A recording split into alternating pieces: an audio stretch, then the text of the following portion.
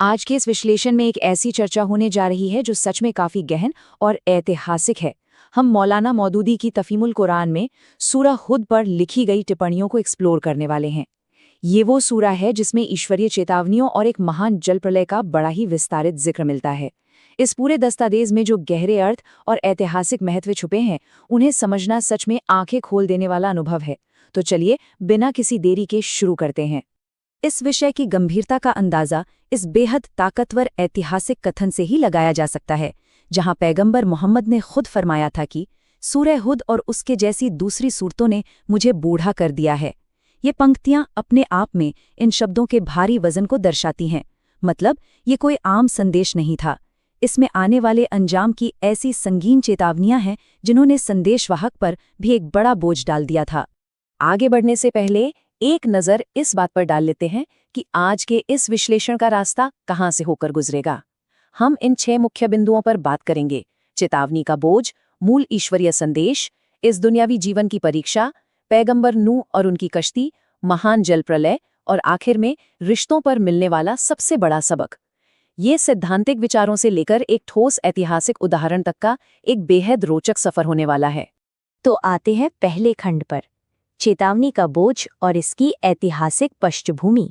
इन शब्दों की असली गहराई को समझने के लिए उस वक्त के ऐतिहासिक माहौल को जानना बहुत जरूरी है। ये वो दौर था जब शुरुआती विश्वासियों को अपने ही समाज में भारी विरोध और दबाव का सामना करना पड़ रहा था। और ऐसे माहौल के बीच ये आयतें बिल्कुल वाज़ेह करती हैं कि ये सिर्फ डराने के लिए नहीं थीं। दरअसल ये इंसाफ के आने वाले सैलाब का एक अटल ऐलान था। एक ऐसा सैलाब जो उन लोगों पर आना बिल्कुल तय था जो लगातार सच्चाई और नैतिकता को ठुकरा रहे थे। अब बढ़ते हैं दूसरे खंड की तरफ, मूल ईश्वरीय संदेश, जिसमें हम दर्शन और सिद्धांत को देखेंगे। तो आखिर वो मूल संदेश क्या था जिसे इतनी शिद्दत के साथ पेश किया जा रहा था? दस्तावेज इन 4 बुनियादी सिद्धांतों को बिल्कुल साफ और सीधे शब्दों में समझाता है। पहला, सिर्फ एक रचनाकार की इबादत करना। दूसरा, अपनी गलतियों के लिए माफी मांगना। तीसरा, इस दुनिया को एक अस्थायी जगह मानना।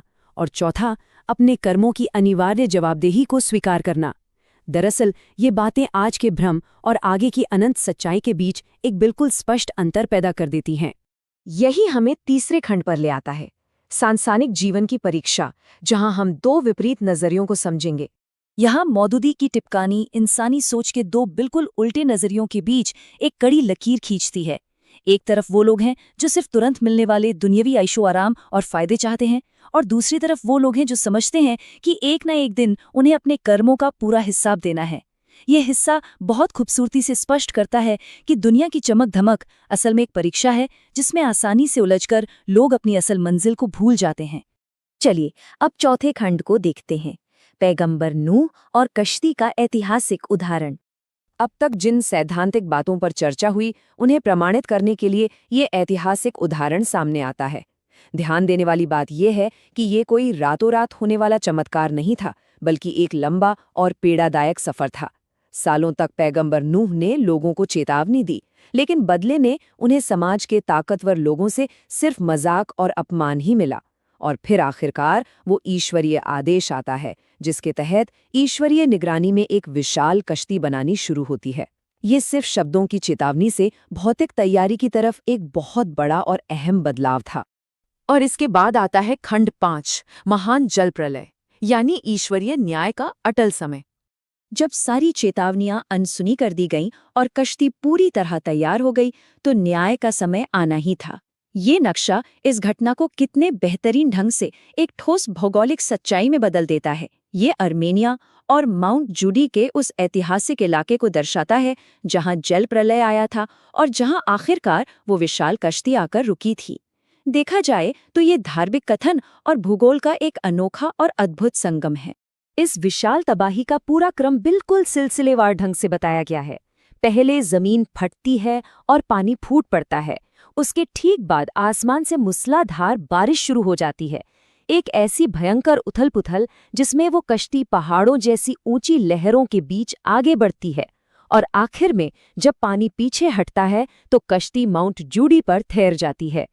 इस एक घटना ने पूरी तरह से पुरानी दुष्प्रवृत्तियों को साफ कर दिया और दिखा दिया कि दुनियावी ताकत आखिर में कितनी कमजोर होती है। आखिर में हम पहुंचते हैं खंड 6 पर, रिश्तों पर मिलने वाला सबसे अंतिम और बड़ा सबक, यानी नूह के बेटे की कहानी। इस पूरी घटना का सबसे भावनात्मक और असरदार हिस्सा यहाँ सामने आता है। दस्तावेज एक बेहद दर्दनाक सच्चाई का वर्णन करता है। जब नूह ने अपने बेटे से आखिरी वक्त में कश्ती में आने की दरख्वास्त की तो बेटे ने अहंकार में आकर इनकार कर दिया। उसने सोचा कि वो एक भौतिक पहाड़ पर चढ़कर इस ईश्वरीय तबाही से आराम से बच जाएगा। उसने उस सही मार्गदर्शन को छोड़ा और भौतिक सहारे पर भरोसा किया। नतीजा, वो उसी सैलाब में डूबकर हमेशा के लिए खत्म हो गया। और यहीं पर एक ऐसा नियम स्थापित होता है जो सच में इस पूरे विश्लेषण का सार है। आखिर सच्चा रिश्ता क्या होता है? ये तय होता है आध्यात्मिक निष्ठा और सही आचरण से। ईश्वर के इंसाफ के आगे खून का रिश्ता या कोई भी वंशावली कोई मायने नहीं रखती, खासतौर पर तब अगर किसी इंसान के कर्म और उसका रास्ता सही नहीं है। सच्चाई और न्याय सारी दुनियावी रिश्तेदारियों से कहीं ज्यादा ऊपर हैं। इस पूरी चर्चा को एक बेहद गहरे और चुभने वाले सवाल पर खत्म करते हैं। अगर एक पैगंबर का अपना सगा बेटा, खुद उनका अपना खून ईश्वरीय इंसाफ के अटल नियम से बच नहीं सकता, तो फिर एक आम इंसान की व्यक्तिगत जवाबदेही का वजन कितना बड़ा होगा? ये एक ऐसा सवाल है जो इस बात पर सोचने पर मजबूर कर देता है कि आखिर में व्यक्तिगत चुनाव ही अनंत सच्चाई तय करते हैं, कोई पैदाइशी रिश्ता नहीं। इस विश्लेषण में बस इतना ही। इस चर्चा ने जरूर काफी कुछ स्पष्ट किया होगा और इन ऐतिहासिक दस्तावेजों को और ज्यादा जानने की उत्सुकता जगाई होगी।